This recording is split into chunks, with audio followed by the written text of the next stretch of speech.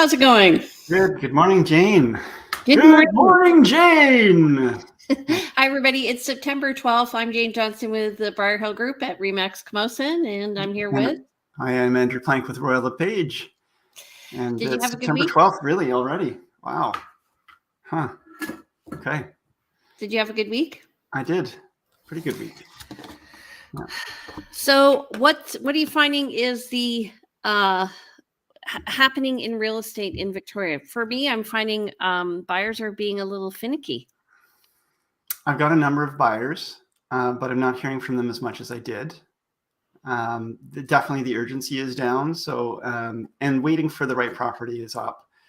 And then with, had an offer recently on a listing, and the buyer on that offer they made their offer. It was well off asking price. My client countered with what we thought was a reasonable counter offer, start the conversation. Buyer just disappeared. No further comments or action. The other agent was sort of surprised, but yeah, that's just done.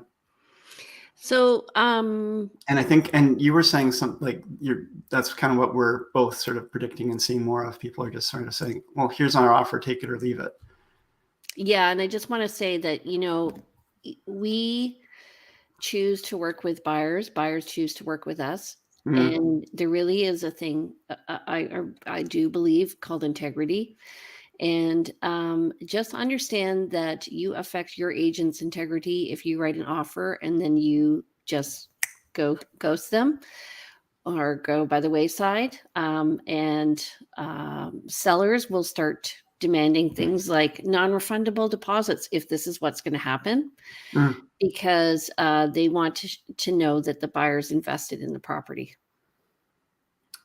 Well, I guess, and sellers can maybe demand that, but in a buyer's market, they're going to have a hard time actually getting that across the table, right? So, well, we had an multiple offer, and it went sideways today. And in a multiple offer for sure, yeah. Pardon? In a multiple offer, I can see that. Yeah, I was like, really?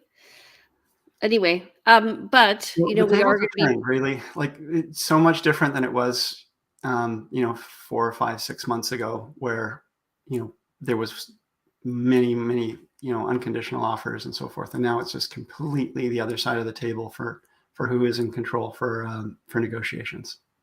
Yeah, I just want to say to buyers that these aren't the sellers from a year or two ago, so don't be angry at them. Don't you find? Well, I think that I was disappointed that there wasn't a continued conversation in this negotiation, and I think that buyers some people don't really have the wherewithal to just continue the conversation. That's what negotiations are. And I was really surprised that on just a single counter offer, did the buyers just expect my clients to cave down to the, quite a bit off the asking price and to different dates that they were looking for right on the first offer, right off the bat? Let's have a conversation about it. Let's see if we can find common ground. Maybe my clients would have accepted in the end. I don't know. A much lower price, but we need to go through the process. Well, the other thing is you are what I would call a collaborative agent, as am I. And so we want to, make things work out, and we'll chat with you and discuss, the nuances of the offer. But I do find that over the past 2 years, especially newer agents have trained to be competitive agents. They're less collegial, and they need to relearn the art of the negotiation and getting to yes. I think that this is, I think it's important that realtors talk to and encourage and train their clients to understand the negotiation process and how you will be negotiating and what your intentions and priorities are and how things could go. But and this was I was working with a very, good agent who's, well known in the industry, and she was quite surprised that her clients just didn't come back to the table that evening or the next morning. So, sometimes our clients surprise us, but I do think there's a sense of entitlement right now, and I don't think it's actually in the buyer's best interests. No, and also if other people aren't buying, buy. Now's a good time.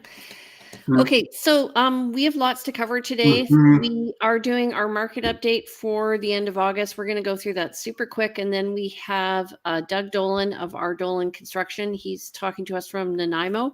They're going to be moving into the Victoria market, and he's interested in discussing how they work with clients and what they do to get them from finding a property to like a piece of land to building Yeah. their dream home. Yeah, and folks, if you have questions, be sure to chime in if you're curious about the development process, the construction process. Chime in because Doug's here to answer your questions. Okay, so comparing last week over this week, we had 282 new listings. That's compared to 179 for the first week of September. Yeah. Pending were 87, and that's compared to 97. So overall, more listings coming on than pending. Go ahead. Yeah, absolutely. I mean, the first week of September is just before the Labor Day weekend. So we would have expected to see less listings coming live. A lot of people would have been pushing their listings to be after that long weekend. So I expect to see a bump in the new listings. What's interesting is the decrease in sales. We have more inventory and less sales.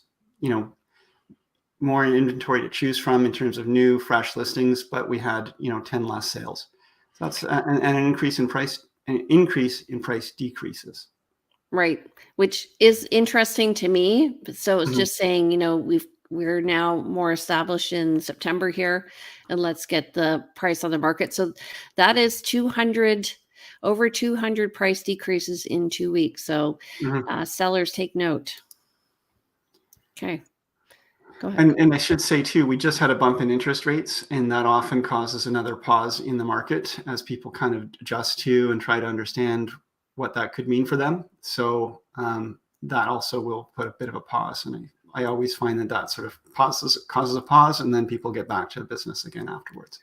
So I was comparing the beginning of the last 2 months, the first week.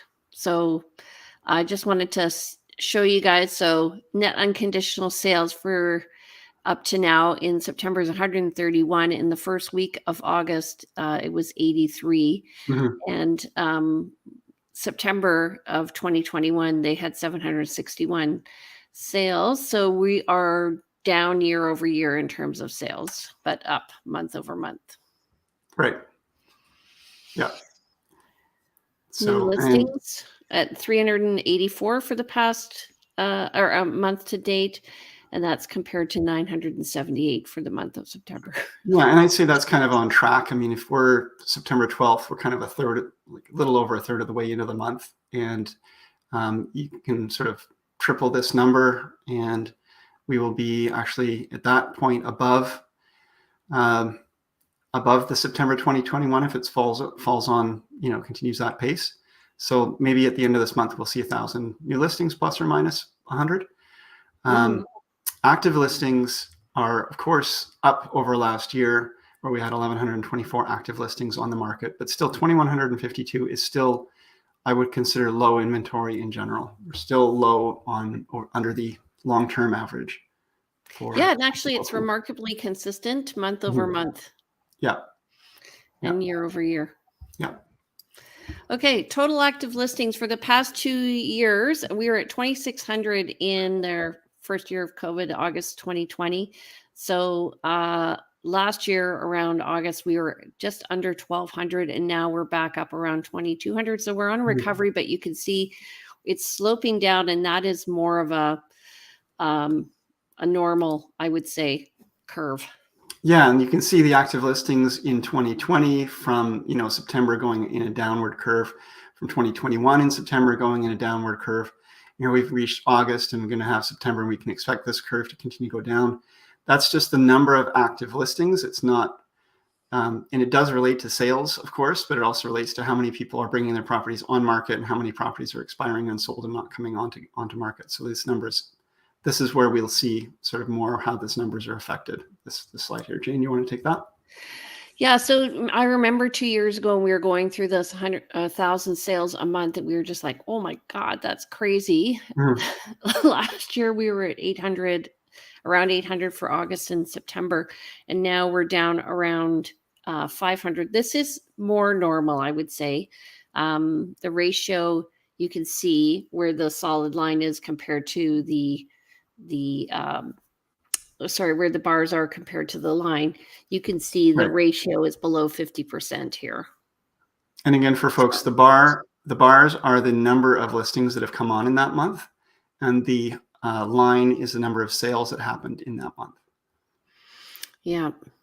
So Okay. we're looking at an absorption rate of at least 3 months. And that, Okay. yeah, means if there were no more properties that came on market, we would take 3 months to sell off the current inventory. And I see that my little indicators on the right are off, but basically we're in a balanced market right now, heading into a buyer's market, my thought. Yes, balanced market in terms of what traditionally we would consider a balanced market, and the curve is equalizing. You can see that this curve is coming down to more, every month it's the curve angle has lessened, so we're almost at an even par here. So we'll probably move into balanced market. I think because we've come down from a high so quickly, we're still in some ways a buyer's market, I would say. Except for the fact that sellers are not really willing to negotiate like they used to. We are seeing those price reductions, though. Yeah, they're not willing to negotiate on the offer. They're negotiating on the listing. Mm. Okay, single family homes. So 2 years ago. Sorry, that's a good point. So what we're seeing is people are bringing their prices into adjustment. They're lowering their prices over time, but when someone brings an offer well off the asking price, they're still waiting to see where the market will actually lead to, and they're going to probably be more likely to do price adjustments than negotiating adjustments. That's a really good point, and that's something that we're kind of seeing. Well, I'm not just a pretty face, my darling. Thank you, baby. Okay. The average price 2 years ago was around $1 million. We were just talking to Doug about that. Mhm. And last year it increased to 1.2, so up 20%. And now we have come down from a high of 1.45 in April to resting just over 1.25 again. Mm-hmm. And it's interesting to see this little bump. But in the next few slides, we'll see something that we'll see. I think there's more volume of sales in condos, so it's probably more indicative of what the market could be doing, although condos and homes are a different market. So, and also just remember that this is representative of the whole market. So if you want to know what's going on in your area, it's very area specific. So, and with a declining market the way we have it right now, you're going to see the market compressing from the outside in and from the upside down. Like I was on Pender, and I think we got like 6 showings in, whereas before when I've been up showing in the islands, we've only gotten like 2 or 3. So Right. Yeah. Okay.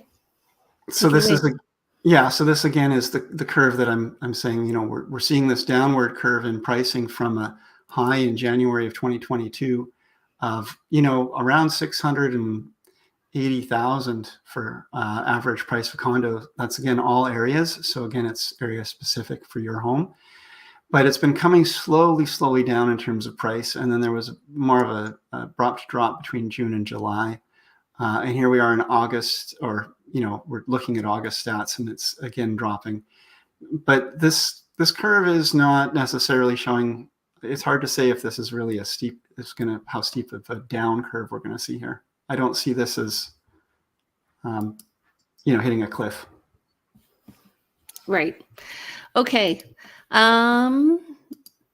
Row townhouses, again, we always talk about the flip-flop happening because of the quality of row townhouses and what's selling where. But we are looking at it repositioning itself to just under the $850,000 mark. And this is up over the past 2 years from around 650, just below 650, and down from a high of 950 earlier this year. Yeah. So that's, again, it's quite a significant drop, absolutely, from a high. And again, this also suggests when we're saying, now's the time to sell, and not to try to create like an urgency and, glut the market with properties up on the market. But if you're getting ahead, if the market is truly on a downward slope, and you can get ahead of that and you can sell, even if you sell for less than you could have back in April, you will then be buying a little bit further on as well. And if prices continue to go down, you're going to actually have your money go further for your purchase. So if you're looking to sell and then buy, it's actually a good time for a seller to be selling. Right. Okay. I agree, because also with interest rates, you're going to see that number is going to be harder to get if the interest rates go up again. Right. Okay, so we were talking about the validity of home pricing index. It's Right. based on a benchmark home. It's not a real home. But let's just look at percentage changes. Percentage changes in terms of increase in value in these various areas. And we already said that it's very area specific for your home, and this really illustrates it. Right. So North Saanich, we're seeing an increase of 15.7%. That's year over year. And so what this says to me is, even though and we were just looking at that, even though the market has declined, it peaked in April, but we're still above where we were year over year. So we're in a good market, guys. Yeah, no, absolutely. I mean, a year makes a big difference, and we're definitely not, to know that we haven't gone down below our last year prices. That would be a number where we'd start to say, okay, we're really seeing a correction. But I guess people start to think they've got money in the bank when they look at the value of their home, and you can't really rely on that. It's going to be what the market is at that time. And when we see properties have gone up by 20% in a year, there is the chance of volatility. When we see that kind of big increase in price, we can expect there might be some modification later on. But yeah, so North Saanich 15.7 from an average of, from the HPI stated value of 1.5284 down to 1.3207. Sorry, up from 1.3207 up to 1.5284. Apologies. And Sydney, homes have gone from 945 to 1,071,000. That's up 13.3%. I think I just want to say, I think Sydney's a great value still for people. Nice little town, a lot of development there, and a lot of amenities. So it's been growing nicely. Central Saanich is also one of those shoulder districts that most people drive through and they aren't really aware of. It's beautiful, especially Saanichton is very cute. So August 2021, the HPI was at 1052 and now it's at 1236, so up 17.5%. But there has been more new construction in that area. There's some nice village areas, Saanich Village, Brentwood Bay. If you're looking for, a village to live nearby, and the commute's actually not as much necessarily as the West Shore. Okay, so next slide. Saanich East, this is the biggest area. It's HPI was at 1214 last year, and now it's up at 1418, so up 16.8%. Right. Now we've got Saanich West. It's sort of in between the two highways, I like to sort of say, the Pat Bay and the Trans-Canada Highway that goes up Island. So Saanich West is a little bit further from town in some ways. Prices tend to be a little lower than in the core, but we can see an increase of 15.8%. That's from an average, it's from the HPI in August of 2021 of 986,000, going up to 1,142,000 in August of 2022. Yeah, and View Royal, again, another shoulder district between the core and the West Shore. So we're up 12.5% to just over 1,106 from just under 9. Mm-hmm. And another area where I feel like, that's a great little area to consider, not always on people's radar, but has some nice views, some amenities. It's a growing center, and it's in between two growing centers. So when you think about that, it can't help but do well in terms of property values in the future. Esquimalt, 15.9%. Esquimalt's done well. And that's from an average of an HPI of 918,000 in August of 2021 to 1,064,000 in August 2022. Okay, and then I just have a seller panicking right now. Somebody's trying to reach you, eh? That's always fun. Hey, I'm busy. Texting me. Yeah. Okay, so Vic West, price 903 in August 2021. Again, another great area. It's up over 1,024,000, up 13.4%. Victoria's up 14.4% to 1,312, and Oak Bay has It's gone quite a from jump. 1.6 to 1.898, so up Yeah. 15%. Oak Bay really is jumping. Yeah. Well, again, this is another great area for builders because there's a lot of houses that haven't been well maintained, so they're going for lot value, and then or subdividing into smaller lots. So when we were looking at those percentages before, we were seeing 13%, 12%, 18%. Now we're seeing 18% and 15%. Now we're seeing, thank you. So 15, 12, 15, 16. Now in the West Shore, though, we've got some numbers that are more in the 24% range. So quite a much bigger jump in price difference here. Yep. So Colwood and Langford are up 24 and 22%, both to 1.1 and 1.15 million respectively. Langford or Machosen's gone up to 1.38. That's up 24.2%. And that's because there's not a lot for sale in Machosen. The land values increased.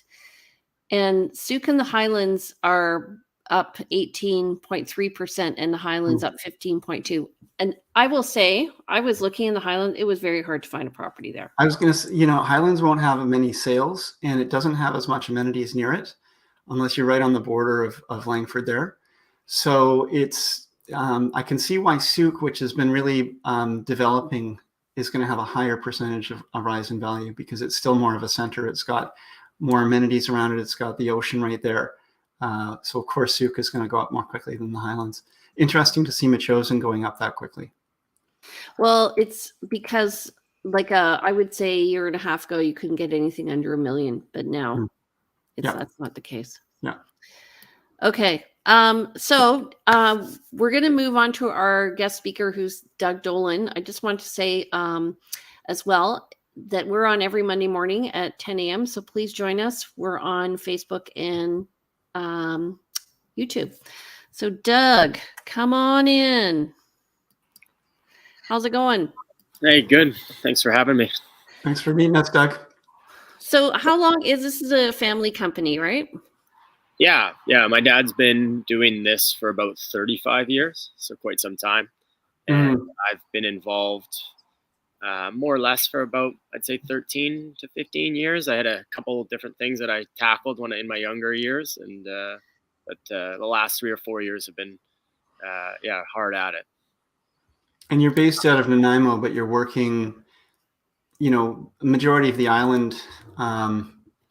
You mentioned that you've worked as far south as the Malahat, but you are looking at moving into the Victoria area as well. Yeah, correct. So we've done all the way up to Campbell River, and as far south as the Malahat currently, like you said. And we're interested in taking a look at some Victoria homes in the custom market. I go there quite a bit. You guys got really good food, so I end up there all the time, and I look at places like Oak Bay and such, and I see a big opportunity there.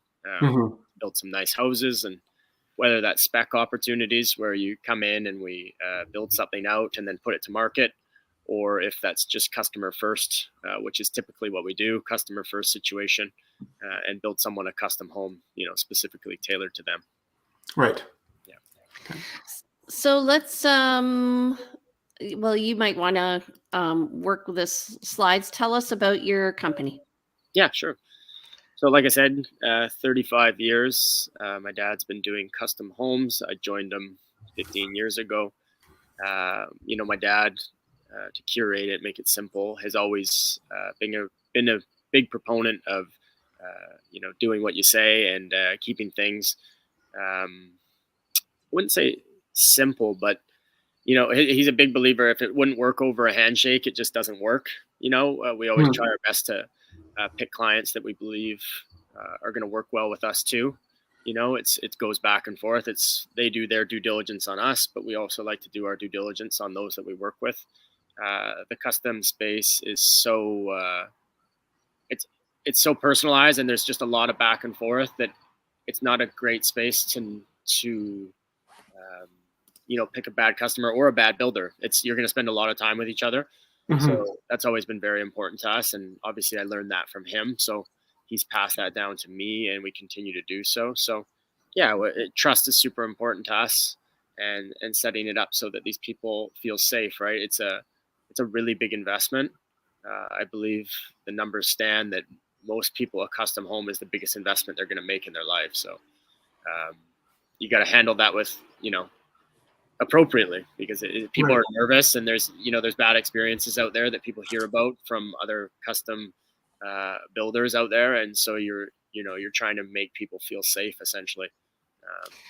So let's just go to the slide about,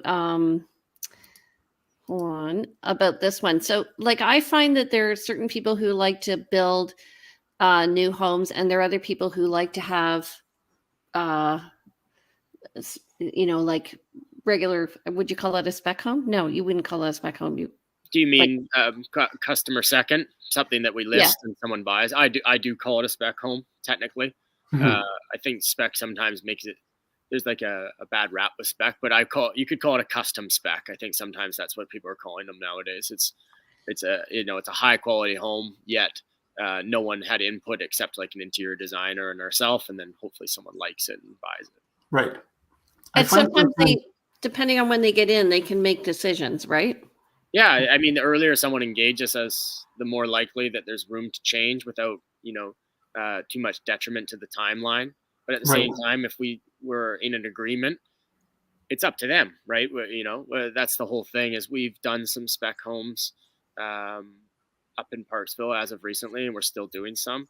And generally, we've always been customer first. So it's not uncommon for us to start to go back to our roots and want to help people along and build out exactly what they want, as long as obviously you're just not past that phase, right?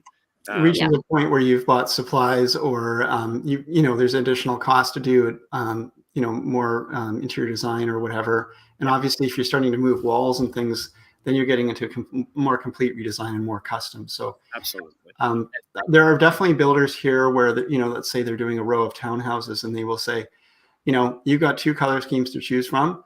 If you come too late, you just get the color scheme we chose, and that's the extent of your options. We're not going to make any difference here. Whereas there's other builders who you get in early enough, like you said, and you can make some choices and changes, but it does increase the cost a lot. Yeah, and it can, right? I mean, at the end of the day, we're here to serve the customer, and if the customer has the financial capacity to go backwards, we would go backwards too. Right? Yeah, so it's more about, does it make sense financially for them? And we do our best to just give them advice that, we give our professional opinion, but at the end of the day, if it's how they'd like to do it, we're happy to do so, right? Right. Yeah, absolutely. And that comes back to what you were saying at the beginning, where, understanding and getting a good communication strategy with your client, being able to sort of do the handshake, but also understand what their needs are. You'll meet people where you're both speaking and you can have a great conversation, but you're not understanding each other. Yes. And both parties are great people, but they just don't speak the same language, and it's just not productive to go forward together. And there's other times where there's just a difference in sort of morals or agreements. So yeah, it's really important to establish that right off the bat. I've worked with new construction, and the biggest thing I find is when you get the additions to the contract and then the buyer isn't thinking about the cost. And so you need to do an amendment to your contract so that they're fully aware right from the beginning. Like, yes, if you go from laminate countertops to granite countertops, it's going to cost you X amount of dollars. Mm-hmm. Right? Yeah. Scope, having gone through a renovation a couple times, scope creep is very real. And the idea of, well, if we only just do this, this would be so much better. And then you just really add to your costs. And of course, when you're dealing with in new construction, it's really important for the builder to keep some sort of container on the conversation, because as you said, if the client has unlimited funds and resources, then of course anything's possible. But without that, you don't want to have surprises. No. And one of the things that's changing, and one of the reasons I've been looking to talk with more people like yourselves and get out there, is I believe it's getting tough for people because we've pushed the price so close to the ceiling of some people's spending that there's no room for creep on price. There's no space. So like the communication between mortgage brokers and the communication between realtors and such is going to have to get more clear, because one example, just recently we had an individual client reach out to me and had some questions about our capacity to build the house that he put in front of me. And at the time he had an end date as to a fixed interest rate. And so at the time he was probably close to his max square footage based on the estimated price we had to be able to afford that said house.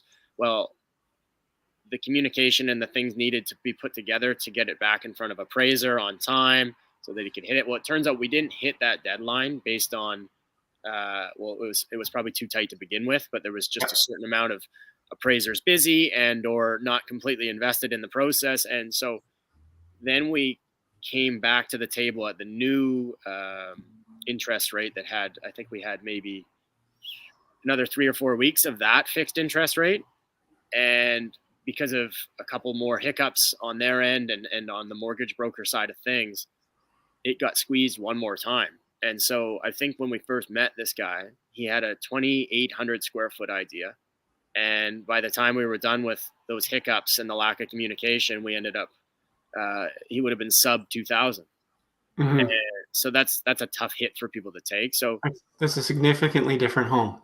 Yeah. And it changes really everything. And so I think it's important now for that communication to be very strong. And half of what I'm hoping people will take from this is that the earlier you reach out to a contractor and start the process, and a lot of this process usually is more soft. It's not necessarily going to cost anyone money. It's just the beginning of the conversation. My hope is that we can point people in the right direction earlier, because the alternative is you do it you go the other way and you end up speaking to a mortgage broker and such first, which in some cases I think that maybe they need to be at least at the very first time, or pardon me, at the very same time. It doesn't need to be first. But if you leave me out of the conversation, I might not be able to let you know that, by the way, plans are going to be 3 weeks, which means the appraisal's got a 2-week delay, which is 5 weeks. So if they had a 4-week deadline, they would have known they'd miss it if they talked to me first.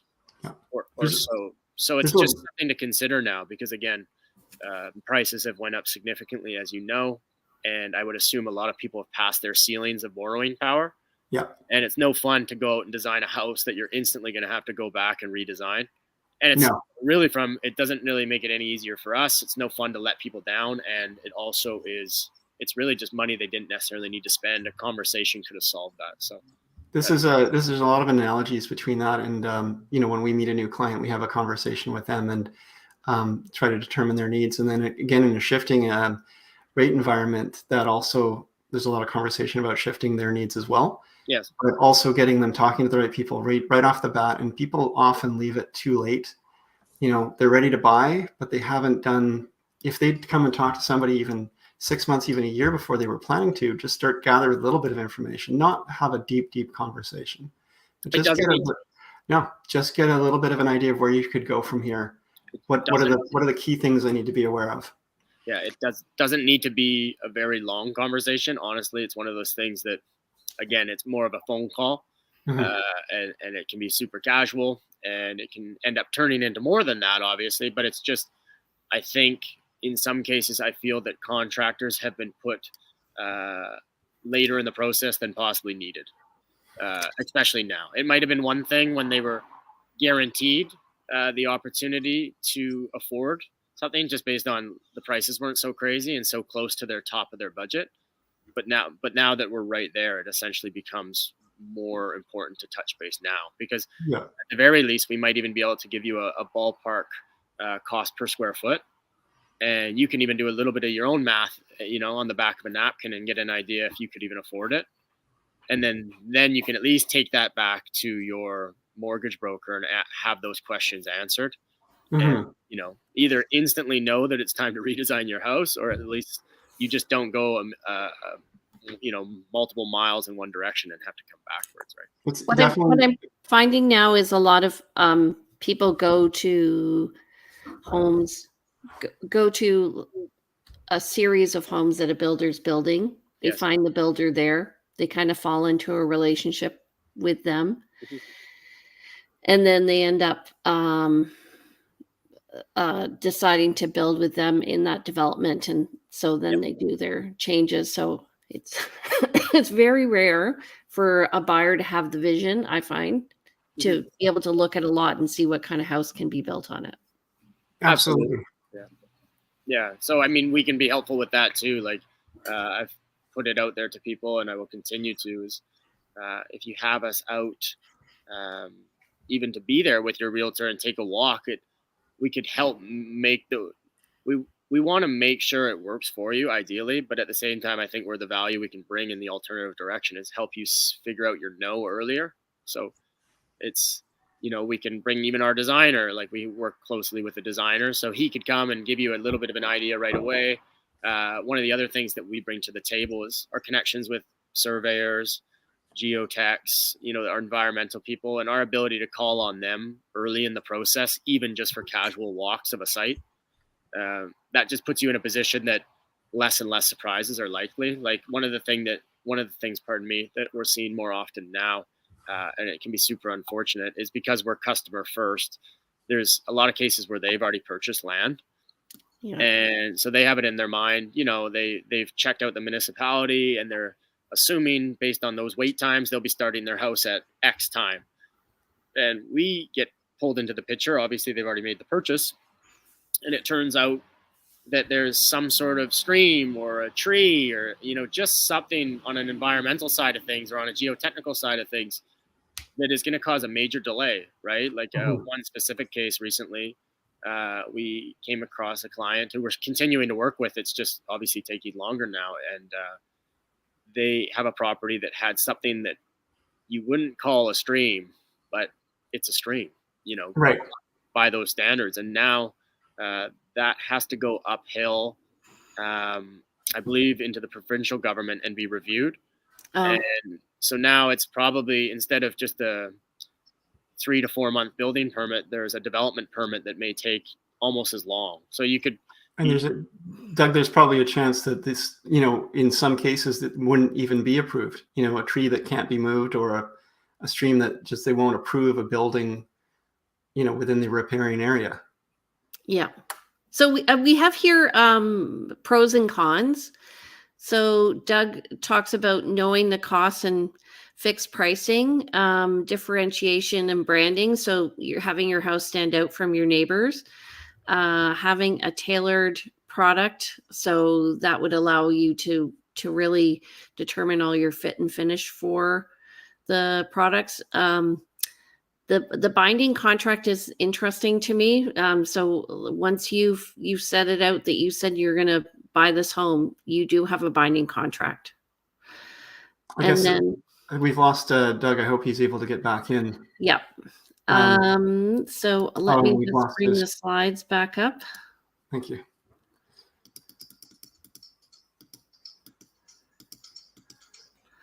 There we go. And then the cons are, of course, we've all heard about the supply chain and the increased costs as well. Yeah. And then what he was talking about, the zoning, what does the zoning allow, the setbacks from the property lines, what could you actually build on this property? And if you're not consulting, we as realtors are not experts in development, and you may have a realtor who is more does a lot more development than others, but you're still not going to find that they are. You still need to go to your true expert, just like you don't go to your realtor for mortgage broker advice and so forth.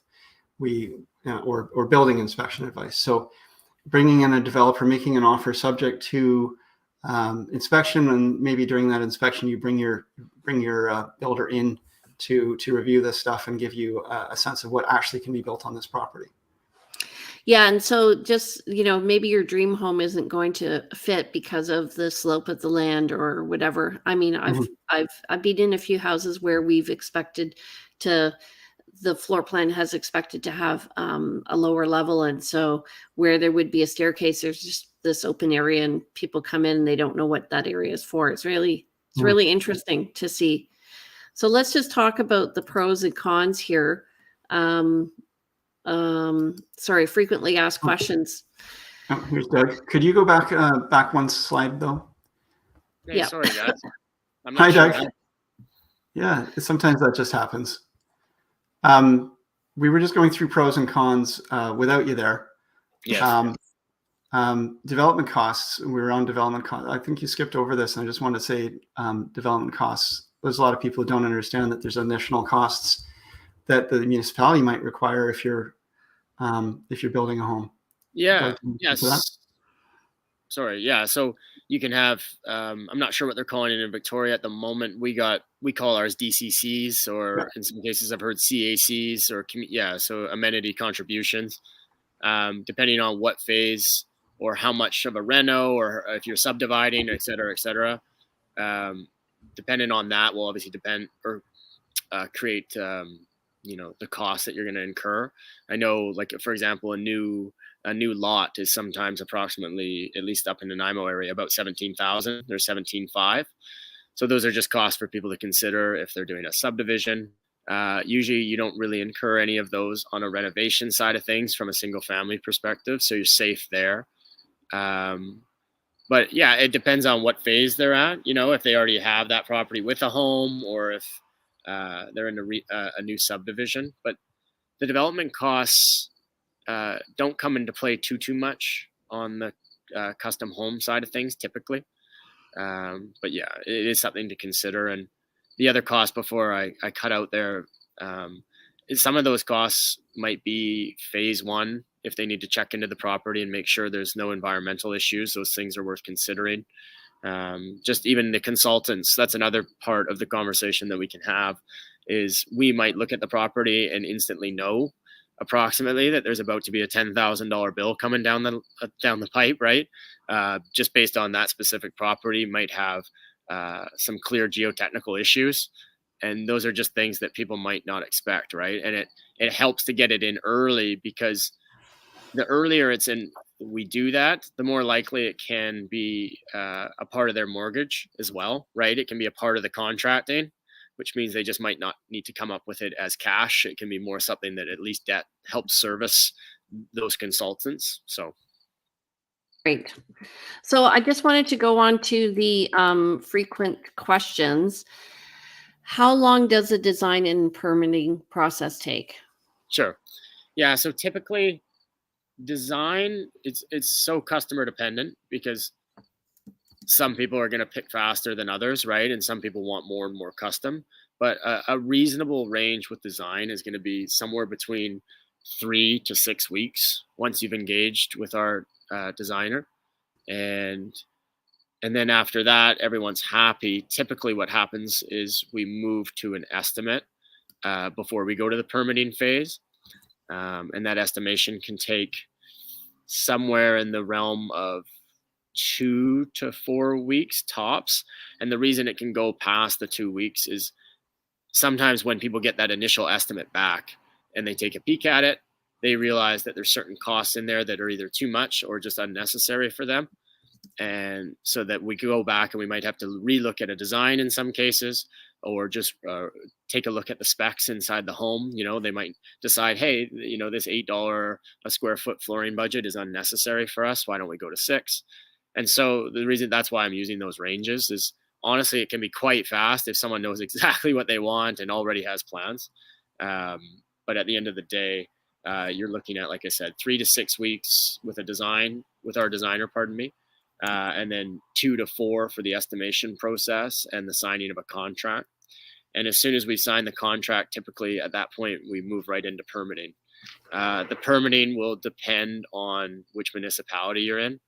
I'm not savvy to Victoria's timeline right now, but I'm assuming it's probably similar to some of ours. I'm going to guess probably, I would say no less than 8 weeks. I was going to assume. I don't know if you guys are aware.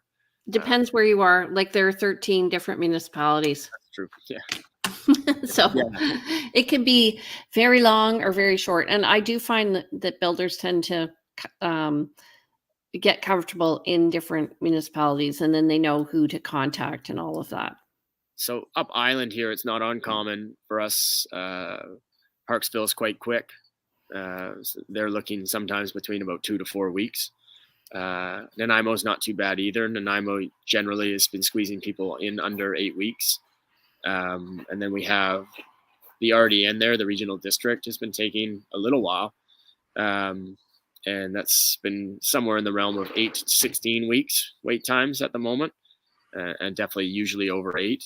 And so that gives you a bit of an idea. And, I don't see, unless I'm just not, I could be wrong, but anything over 3 to 4 months is usually pretty unlikely on the island here. I don't know if you guys see anything longer than that in those municipalities down there, but it depends on what they find on the lot. Like if they find a midden, I know that in one case, these people bought a lot.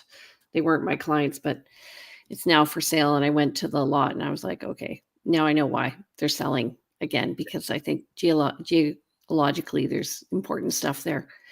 I have a question.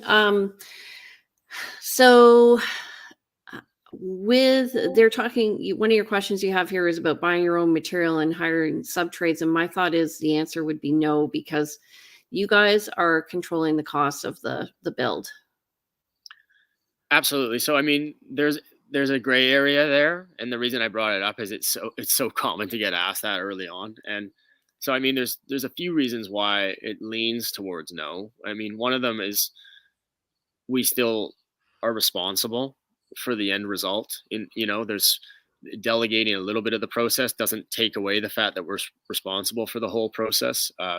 We still have to answer to new home warranty regulations and proper procedures. So at the end of the day, us taking the wheel on everything is more ideal for us. So that's generally one of them. And then also just for the customer's personal interest as well, is in some cases, it affects timelines depending on who they get it from, right? We already have loyalties in a lot of cases and good relationships with these vendors. So going to your best friend who also sells stuff doesn't always end up being a better result for the customer either. And the trouble is sometimes you think you're saving money, but if you're losing time, you're not saving money at the end of the day, right? Yeah. I would lean towards no. There are gray areas, but yeah, let's stick closer to no. So, and that just speaks to the does a custom home take longer? Well, no, if you are working with your crews that are going to work a certain way, but if you're working with different crews, then it will take longer because you're going to have hiccups because you're accustomed to their rhythm, right? Of course. And so if you were to measure the timeline of a custom home compared to obviously a house that's already ready and for sale, yeah, it's slower. But at the end of the day, if you show up and there's a piece of dirt and there's another piece of dirt, they're both vacant. If we do it well, there's really no reason why a custom is going to take longer per se. But half the reason in some cases it does is because it's specifically it's a customer controlled process. We go as fast as we can, but we're also there for you. Because in a lot of cases, the custom market, they're not in the same hurry, right? They want to move forward, but they've also been thinking about that house for 5, 10, 15 years. It's not uncommon for us to be building someone's, last home or second to last home in their life. So they've really thought it through, right? They already have some ideas and they're super excited about it. So the process, yeah, that's where you could arguably be longer. But if it was someone that knew exactly what they want and wanted it to be quite hands off, we build just as fast as anybody or faster, right? So it's really customer dependent at that point. So isn't there a saying, good, fast? Andrew, you are muted. There's a saying, good, fast, or accurate, right? You can't have all three. So No, not usually. I do have a question. How do you handle couples? It must be like counseling. Yeah, it can be. Yeah, no, it's interesting. You definitely every once in a while are going to have some differing opinions, and you take on more roles than just being a carpenter. I could put it to you that way. Yeah. But yeah, people are generally pretty good about it. I'm sure there's some husbands sleeping on couches after meetings. So I try and stay out of it the best I can. Yeah. Can you guys hear me? Yeah.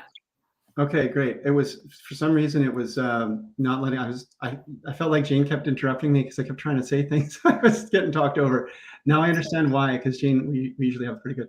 I forget what the question currently is. Oh yeah, so when working with people who are the custom buyers, they may have some things, I guess, that that from a resale perspective may be unreasonable. And obviously, it's their home, it's their choice. But do you ever go into any kind of conversation around, you're making a home that will probably be, not really fitting the grain for other folks? We do have that conversation sometimes. I mean, what's interesting about it in a lot of cases, pardon me, because it's their last home or their second to last home with some people. They don't care. They're less interested in that. It's not about resale at that point. So there's a level of we want it and that's how we want it. But yes, we do interject sometimes and let people know just with some really from the side advice. Hey, you realize that this fourth bedroom may not be worth the extra amount of money. But I guess usually that would all be hashed out when we're getting an idea for their goals, right? Specifically. Right. If someone comes to us, let's say a 32 to 35-year-old couple, it's more likely that conversation is relevant. Right. So, it's because they want a custom house, but it's clearly not a forever. That's when that conversation is more likely to happen. Whereas if an older couple comes to us between, say 60, 65, and they make it very clear it's their last house, it's less likely that it's a problem. So let's just talk about the warranty you guys offer. So it's the regular warranty of 2, 5, and 10, correct? Yes. So how do you recommend people, like what I always tell people is put it in your diary that you have a 2-year warranty on almost everything in the house. And do you ask people 18 months in, hey, start looking for nail pops and stuff? Yeah, we like to keep the communication open, right? And make sure that people realize they can reach out to us for this reason, or those reasons, pardon me. Usually the dialogue is quite strong for a couple months after for those reasons. Like every once in a while, if something's going to butt its head, that's when those things happen fairly early, right? Or after the first summer, if anything like that's going to happen, usually that's when it would happen. Honestly, typically, like I'm a little bit spoiled. My dad's built really nice houses, so I actually don't see a lot of warranty work, to be honest. Obviously, we're still available like anybody else to do so. It's just not something that's super common for us to have to go do outside of maybe a hiccup on something to do with an appliance that may cause a small amount of damage that we have to go take a peek at. But I'm sure everyone says that, right? They have no issues, but generally I haven't had to become super familiar with the new home warranty structures only for that reason. So, and folks, for anyone curious about this, generally this new home warranty is held by a third party. So they expect the builder to come back and do warranty work. But if the builder is no longer around, there are other options available. The warranty still is in place.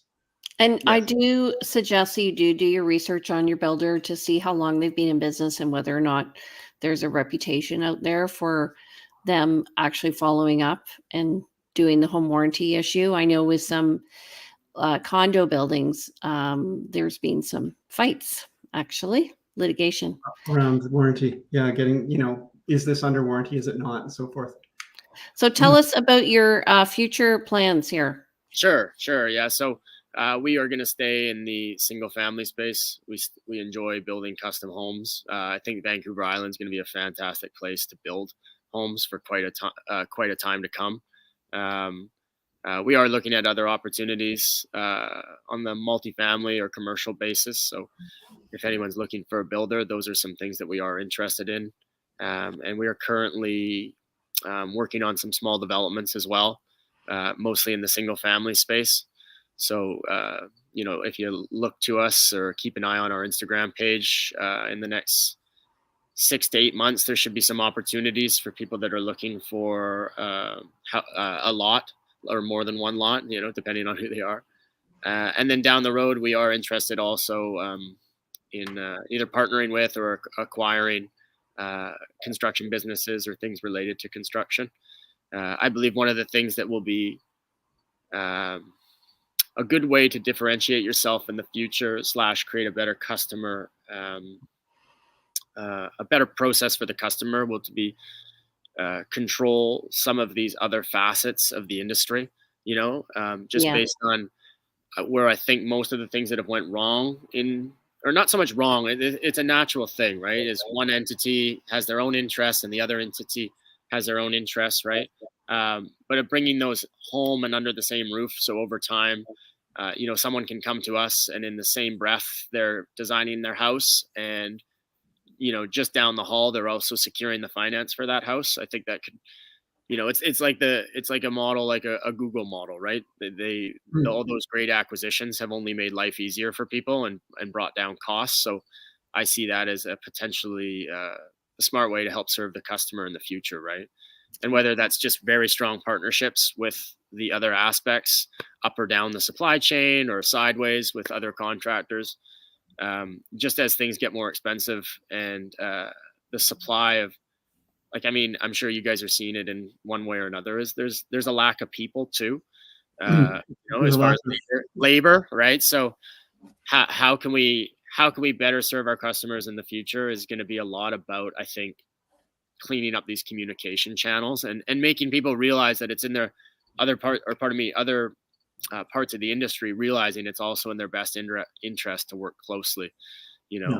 A lot of the headaches that I think everyone's getting are mostly just based on, Friday hits and everyone kind of forgets about it. But at the end of the day, next week still has to come. And the first people to fix those problems will honestly, I think, have a pull and see more and more customers come their way, because I notice with the customers now, especially those that are a little tighter and closer to their budget, especially as the ceiling keeps moving, they're really stressed out and they almost don't know what to do about it. And I don't really blame them, because at that point, they're almost having to try and pull together the trades, or pardon me, not the trades. They're trying to pull together multiple industries to make it work. And I believe that, I believe that needs to fall on us more and more as the people in this space, is solve more and more issues for them in one space. As the space gets more complicated, you need to have that person in your corner who can really help you through it. And it's really hard for anyone to do it all themselves. We're running out of time here, Doug, but I just want to really briefly, you mentioned earlier cost of construction. Maybe you could give a quick custom spec, kind of what's the cost of construction currently that people can sort of expect to? Sure. So yeah, these are just reasonable ranges.